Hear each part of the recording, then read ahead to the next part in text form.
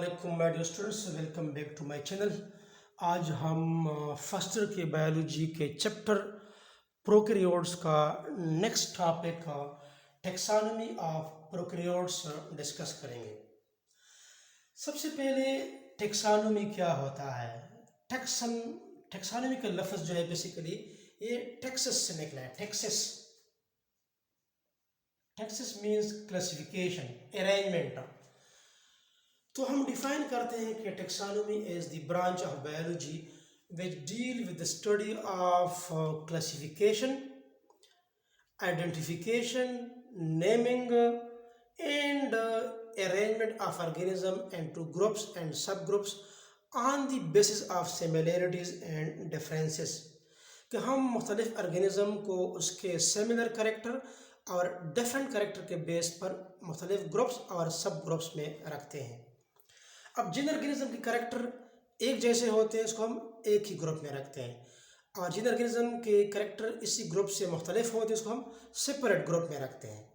तो ये डिपेंड करता है टेक्सोनॉमी सिमिलैरिटीज़ एंड डिफरेंसेस पर। ठीक है, तो ये टेक्सोनॉमी है बेसिकली। तो हम ऑर्गेनिज्म को या प्रोकैरियोट्स को क्यों क्लासिफाइड करते हैं? Just for the convenient study for the students, ताकि या किसी को भी स्टूडेंट्स को स्टडी करने में आसानी हो, ताकि वो ऑलरेडी डिवाइडेड हो अपने किसी भी करेक्टर के बेस पर। इस तरह कि हम कहते हैं प्रोकैरियोट्स में वो सारे ऑर्गेनिज्म शामिल हैं जिसमें मेम्ब्रेन बाउंडेड न्यूक्लियस नहीं होता, और यूकैरियोटिक्स में वो सारे ऑर्गेनिज्म मौजूद है जिसमें मेम्ब्रेन बाउंडेड न्यूक्लियस पाया जाता है। अब देखें, different scientist have different views. मुख्तलिफ साइंटिस्ट का प्रोकैरियोट्स के बारे में मुख्तलिफ व्यूज़ हैं। कुछ साइंटिस्ट कहते हैं कि जितनी भी जो बैक्टीरिया है they are in one separate kingdom Monera, कि they are placed in one separate kingdom that is the Monera, कि जितनी भी बैक्टीरिया है वो सारे क्या है, इसका ताल्लुक किंगडम मोनेरा से है। ठीक है, क्योंकि किंगडम मोनेरा को किंगडम प्रोकैरियोटी भी कहा जाता है और बैक्टीरिया प्रोकैरियोट्स है। और साइंटिस्ट कहते हैं कि नहीं, ये जो प्रोकैरियोट्स है these are placed, this should be placed in two separate domains. इसके दो डोमेन होने चाहिए। डोमेन बेसिकली क्या होता है, हम कहते हैं ना कि नॉर्मली कि स्मॉलेस्ट यूनिट क्या है क्लासिफिकेशन का, स्पीशी है। ठीक है, फिर जेनस होता है, फिर फैमिली होता है। ठीक है, फैमिली के बाद फिर क्या होता है, फिर ऑर्डर होता है, फिर क्लास होता है, और क्लास के बाद फिर क्या होता है, फिर आपके पास फाइलम होता है, फिर किंगडम होता है, और किंगडम के बाद फिर सुपर किंगडम होता है। सुपर किंगडम बेसिकली किस चीज़ को रिप्रेजेंट करता है? डोमेन को। Mean super kingdom is also called domain. तो कुछ साइंटिस्ट कहते हैं कि प्रोकैरियोट्स सिर्फ और सिर्फ किंगडम मोनेरा में सारे प्रोकैरियोट्स हैं, लेकिन कुछ साइंटिस्ट कहते हैं कि नहीं, ये प्रोकैरियोट्स बेसिकली क्या है, ये दो सेपरेट डोमेन्स हैं। क्योंकि प्रोकैरियोट्स में बैक्टीरिया, डोमेन बैक्टीरिया और डोमेन अर्किया शामिल है। अब अर्किया भी बैक्टीरिया की तरह क्या है, प्रोकैरियोटिक ऑर्गेनिज्म है। इसके डिफरेंसेस हम बैक्टीरिया से नेक्स्ट लेक्चर में डिस्कस करेंगे कि बैक्टीरिया और अर्किया में क्या फ़र्क है। फ़र्क भी इसमें मौजूद है, लेकिन दोनों में क्या है, फॉल्स न्यूक्लियस है। दैट्स वाई दोनों क्या है, प्रोकैरियोट्स हैं। अब साइंटिस्ट कहते हैं चूँकि इसमें डिफरेंसेस मौजूद है तो ये दो सेपरेट डोमेन में आते हैं। ठीक है, इसका एक किंगडम मोनेरा में रखना जो है ये मुनासिब नहीं है। तो मुख्तलिफ साइंटिस्ट का मुख्तलिफ व्यूज़ हैं। अब हर्बर्ट कोपलैंड जो है उसने क्या क्या कहा कि प्रोकैरियोट्स को किंगडम मोनेरा में रखना चाहिए, एक किंगडम मोनेरा में इंक्लूड है। रॉबर्ट वेटाकर ने क्या किया कि ये 5 किंगडम में इसको क्लासीफाइड कर दिया। इससे पहले कैरोलस लिनियस था, उसने सारे ऑर्गेनिज्म को 2 किंगडम में क्लासीफाइड किया था। एक किंगडम मोनेरा था, एक किंगडम प्लांटी था, और एक किंगडम एनिमेलिया था। एनिमेलिया में तो सिर्फ एनिमल शामिल थे, और जो किंगडम प्लांटी था उसमें जो रेस्ट ऑफ थी 4 आपके पास ये जो आपके पास ये मोनेरा, प्रोटेस्टा, फंजाई और प्लांटी, ये चारों जो थे ये किंगडम प्लांटी में शामिल थे according to 2 kingdom system classification, जिसको हम ओल्ड किंगडम क्लासिफिकेशन कहते हैं। और दूसरे किंगडम एनिमेलिया में सिर्फ और सिर्फ एनिमल होते थे। लेकिन बाद में जब रॉबर्ट वेटाकर ने इन्हीं ऑर्गेनिज्म को स्टडी किया तो इनके करेक्टर में काफ़ी डिफरेंसेस मौजूद थे। फॉर एग्जांपल मैं आपको बताऊं कि एनिमल में तो सलवाल है नहीं है, तो इसको तो किंगडम एनिमेलिया में ही रखा गया सारे एनिमल्स को, ख्वाह हो वर्टिब्रेट्स है या इनवर्टिब्रेट्स है। लेकिन अब प्लांट का सलवाल सेल्यूलोज से बना है, फंजाई का सलवाल काइटिन से बना होता है, ठीक है।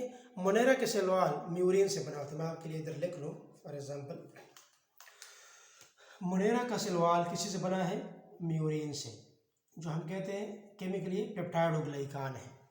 प्रोटेस्ट में ऑलमोस्ट ये प्रोटीन्स ही से आउटर कवरिंग प्रोटीन का होता है ऑलमोस्ट। और जो फंजाई है इसका सलवाल जो होता है ये काइटिन से बना होता है, ये नाइट्रोजन कंटेनिंग पॉलीसेकेराइड है। और प्लांटी का जो सलवाल है ये सेल्यूलोज से बना होता है, जो पॉलीसेकेराइड है। अब हम कह सकते हैं कि चलो इसमें तो सलवाल है, तो शायद क्यूरुलस लिनियस ने इसको किंगडम प्लांटी में रखा था। लेकिन इसके सलवाल का और भी बहुत सारे कैरेक्टर थे, लेकिन इसके सलवाल की केमिकल कंपोजिशन में काफ़ी डिफरेंसेस थे जब रॉबर्ट वेटाकर ने इसको स्टडी किया। अब मोनेरा का म्यूरिन से, पेप्टाइडोग्लाइकान से, प्रोटेस्टा का प्रोटीन से, ठीक है, और फंजाई का काइटिन से, नाइट्रोजन कंटेनिंग पॉलीसेकेराइड, प्लांट का सेल्यूलोज, तो डिफरेंस है।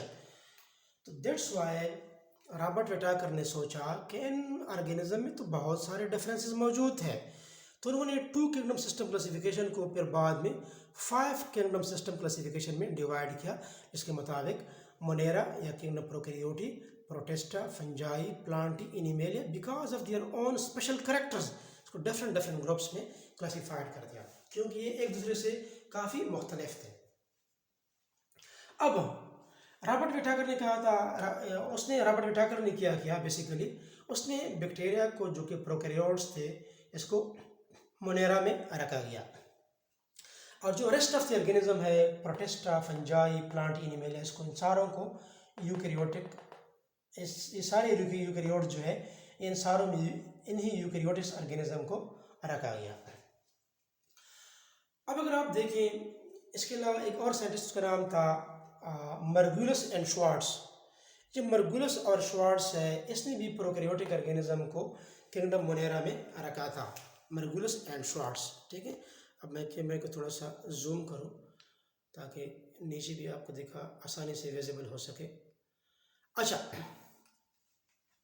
अब कहते हैं कि all prokaryotes belong to kingdom Monera.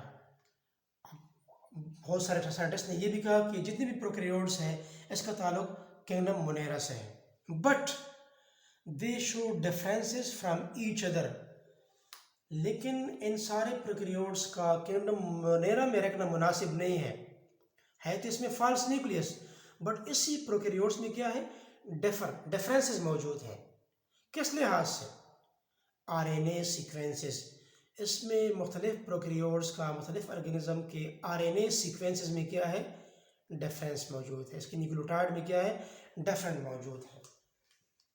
Therefore, all prokaryotes in one kingdom is not correct। इसलिए सारे प्रोकैरियोट्स का एक किंगडम में रखना जो है ये क्या है, मुनासिब नहीं है। That's why bacteria has become absolute। Bacteria has become absolute mean not valid, जो वैलिड ना हो। इसलिए क्या कहा जाता है कि बैक्टीरिया का एक ही किंगडम मोनेरा में रखना जो है ये मुनासिब नहीं है, क्योंकि इसी प्रोकैरियोट्स का जो आरएनए सीक्वेंसेस है वो एक दूसरे से मुख्तलिफ है, इसमें कुछ चेंजेस है दोनों में, इसके अंदर जो ऑर्गेनिज्म मौजूद है। दैट्स वाई इन सारे प्रोकैरियोट्स का एक किंगडम मोनेरा में रखना जो है मुनासिब नहीं है। That's why because of that reason bacteria has become absolute। absolute means which are not valid। इसका एक ही किंगडम में रखना जो है ये मुनासिब नहीं है। and its members are divided into 2 domains। अब किंगडम मोनेरा के जो मेंबर्स है, जो प्रोकैरियोट्स है, उसको 2 डोमेन में डिवाइड किया गया है। एक डोमेन बैक्टीरिया है और एक डोमेन आर्किया है।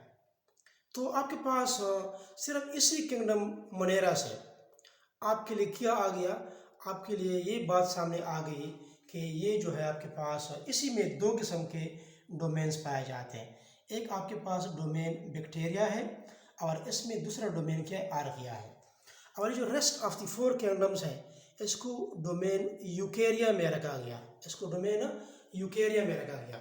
अभी आप कह सकते हैं फॉर एग्जांपल, अगर मैं आप बताऊं फॉर एग्जांपल कि ये जो आपके पास टोटल जो डोमेन्स है, आपके पास टोटल 3 डोमेन्स हो गए, 3 डोमेन्स, ठीक है। कौन कौन से? एक डोमेन आपके पास जो है वो क्या है, वो आपके पास डोमेन बैक्टीरिया है, ठीक है। दूसरा डोमेन आपके पास क्या है, आर्किया है। इसको स्टार्ट में इसको आर्कियोबैक्टीरिया भी कहा जाता था, आर्किया, आर्कियोबैक्टीरिया, ठीक है। इसके बारे में डिस्कस करेंगे बाद के लेक्चर में डिटेल से। और तीसरा आपके पास क्या आ गया, यूकेरिया, यूकेरिया आपके पास आ गया। यूकेरिया में क्या है, यूकैरियोटिक ऑर्गेनिज्म शामिल है, जो रेस्ट ऑफ द 4 किंगडम में प्रोटिस्टा, फंजाई, प्लांट, एनिमल है, ये यूकेरिया में। और इसमें 2 डोमेन आ गए, बैक्टीरिया और आर्किया। तो टोटल कितने डोमेन हो गए, 3 डोमेन, 3 सुपर किंगडम्स। अगर हम इसको डोमेन में सारे ऑर्गेनिज्म को हम डिवाइड करना चाहें तो फिर आपके पास 3 डोमेन है।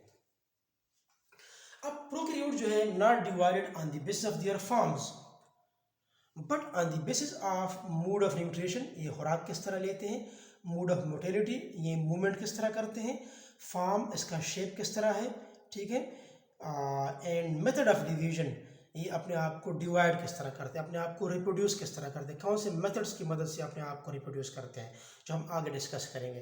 तो इसको फिर इसी चीज़ों के बेस पर जो प्रोकैरियोट्स है उसको डिवाइड किया गया, सिर्फ और सिर्फ उसके फॉर्म और शेप के बेस पर नहीं है कि उसके बेस पर इसको डिवाइड किया गया है, ठीक है। तो ये था आपका आज का लेक्चर। ये आज का जो आपका लेक्चर था ये बेसिकली इसका नाम क्या है, इसी टॉपिक का नाम है taxonomy of prokaryotes, that is the taxonomy of prokaryotes. ये आपका फुल आपका जो है आपका टॉपिक है, जो मैंने आपको डिटेल में समझा दिया, टैक्सोनॉमी ऑफ प्रोकैरियोट्स। अगर आपको ये लेक्चर समझ आया है तो चैनल को सब्सक्राइब करें, अपने दोस्तों के साथ ज़रूर शेयर करें, फेसबुक पर, व्हाट्सएप ग्रुप्स के थ्रू अपने दोस्तों के साथ शेयर करें, क्योंकि ये सदका जारिया है। आपको डोर स्टेप पर बग़ैर किसी एकेडमी के, बग़ैर किसी पैसे खर्च करने के, फ़ीस जमा करने के, आपको ये लेक्चर अगर किसी को भी मिले तो ये बहुत सवाब का काम है मेरे ख्याल में। तो ज़रूर अपने दोस्तों के साथ शेयर करें। कोई मसला हो तो आप कमेंट बॉक्स में पूछ सकते हैं। अपने दुआओं में हमें ज़रूर याद रखिएगा। अल्लाह हाफ़िज़।